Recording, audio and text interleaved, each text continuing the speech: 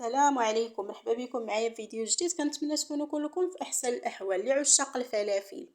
اليوم ان شاء الله غادي نشارك معكم السلطه بارده رائعه ومنعشه وصحيه بالفلافل مشويه اللي كتجي زوينه بزاف. يمكن لكم تقدموها هكا كمقبله او تقدموها هكا مع الاطباق ديالكم مثل المشاوي ولا السمك ولا اي حاجه نتوما بغيتو. السلطه كتجي رائعه بزاف وفي متناول الجميع. كما كتعرفوا الفلفله عندها بزاف ديال الفوائد. كنتمنى تنال اعجابكم هذه السلطه هذه. هنايا بسم الله على بركه الله نبداو الفيديو ديالنا. ما تنساونيش من واحد اللايك وتفعيل الجرس. الله يجازيكم بخير. هنا عندي الفلفله اللي غسلتها من قبل ونشفتها من الماء. عندي واحد الكميه قد ما بغيتو نتوما ديال الفلفله. انا عندي هذه الكميه هذه. هنايا فوق النار كنضيف الفلفله فوق النار باش كتشوى. راه كلشي كيعرف كيفاش يشوي الفلفله. صافي غادي نشويها كامله على هذا الشكل هذا. استمر بنفس الطريقه. صافي. وهنايا عندي واحد البلاستيكه الفلفله اللي تشوات ليا كنديرها هكا في بلاستيكه وكنسد عليها باش يرجع ليها داك الصهد ديالها وتجينا ساهله ملي نبغيو نقشروها. وغنستمروا بهذه الطريقه هذه اللي تشوات نديرها في بلاستيكه. صافي. هنا من بعد ما تشوات كامله هنا خليتها واحد شويه حتى رجع عليها داك الصهد. وهنا مباشره غادي ناخذها وغادي نبدا نقشر فيها بهذا الشكل هذا بواحد الموس. كما كتشوفوا طريقه واضحه عندكم. هنا الفلفله غسلتها من قبل. هنا راه ما غاديش نعاود نغسلها غير غادي نقشرها هكا مزيان. تحيد لها ديك القشره الكحله كامله بهذه الطريقه هذه. كنمسحوا هكا السكين باش كتبقى لينا الفلفله نقيه. نستمر بنفس الطريقه كما كتشوفوا قدامكم.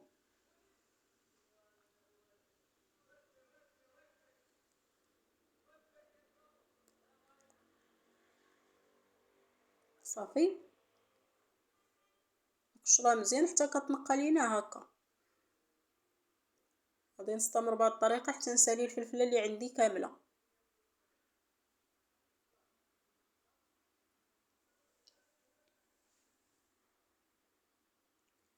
صافي. وهنايا من بعد ما قشرتها كامله على هذا الشكل هذا ومسحت هذه القطعه هذه اللي كنت كنقطع كنقشر فيها هكا. مسحتها ولا شلوها باش تحيدوا هذاك داكشي اللي كنتو حيدتو من الفلفله. صافي. هكا كنحل الفلفله كنحيد لها داك الرويس هكا اللي الفوق وكنحيد لها شي زريعه الا كانت فيها.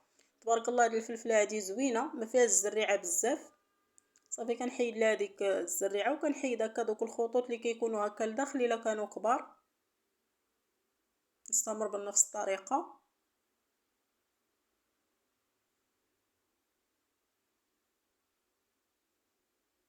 وهكا الفلفله الا ما بغيتوش تشويوها تقدروا دهنوها بشويه ديال الزيت وديروها في الفران تشوى. ولكن انا كنفضل هذه الطريقه هذه كتجي فيها واحد الرائحه رائعه بزاف. يعني من بعد ما حيت لها ديك الزريعه اللي لداخل حطيت وحده فوق وحده باش تجي سهله هكا وما تاخذش الوقت كثيره في التقطاع. وكنقطعها هكا دفعه واحده بهذا الشكل هذا. من بعد ما قطعتها على شكل طولي غنعاود نقطعها هكا على 3 وانتم يمكن لكم تخليوها على شكل طولي لكم اختيار. صافي. ناخذ الكميه اخرى اللي عندي غادي نحط وحده فوق وحده وغادي نقطعها بنفس الطريقه.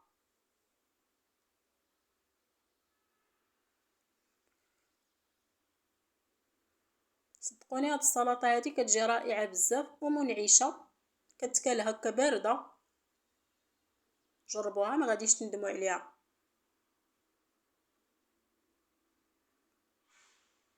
صافي. هنا من بعد ما قطعت الفلفله كنجيب هكا واحد الصحن وكنضيفها فيه هكا. هنا عندي 2 فصوص ديال الثومه اللي قطعتهم هكا قطع صغيره بزاف. يمكن لكم تحقوا انا قطعتهم هكا قطع صغيره. وهنا كندير المعدنوس. هنا كان عندي انا في المجمد. الا كان عندكم طري غيكون احسن. صافي. وهنا عندي نص حامضه. هذه حامضه بلديه كتعطي واحد نكهه زوينه بزاف واحد المذاق رائع. غادي نعصرها كامله هكا على هذه الفلفله هذه. صدقوني كتجي رائعه بزاف. صافي. وهنايا غادي نحيد هاد العظيمات هادو ديال هكا ديال الحامض كنحيدوهم. هنا في التوابل عندي نص معلقه صغيره ديال الكمون، عندي واحد راس معلقه صغيره ديال الابزار، وعندي الملح على حسب الذوق. وغادي نضيف هنا واحد 2 معالق كبار ديال زيت الزيتون، يمكن لكم تضعفوا الكميه. نضيف 2 معالق صافي. وهنايا مباشره غادي نحرك هاد المكونات هادو مع بعضياتهم حتى ينسجموا لينا مزيان، وندخلوا فيهم هذيك القامه اللي ضفنا. صدقوني كطلع منها واحد الرائحه رائعه بزاف كتشهي. صافي نحركها مزيان بهذا الشكل هذا. وهنا غادي نضيف المكون الاخير. هنا عندي الزيتون مسلاله ولا الزيتون بلا عظم، المهم انا هذه هي السميه باش كنعرفوا. حيت ليه هكا العظم ديالو اللي كيكون عنده هكا لداخل، وغسلته وسقطرته من الماء. مباشره غادي نضيفو هكا فوق هاد السلطه هذه، وغادي نعاود نحرك.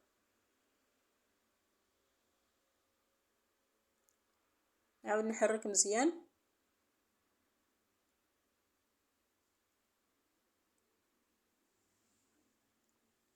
صافي. وهنايا مباشره كنجيب الصحن التقديم، وغادي نضيف فيه هكا هاد السلطه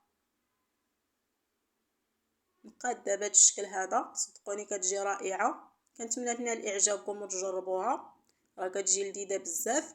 كيف ما العاده ما تنساونيش من واحد اللايك وتفعيل الجرس باش يوصلكم كل جديد. شكرا لكم بزاف على المتابعه، ومع السلامه. نتلاقاو في فيديو جديد باذن الله.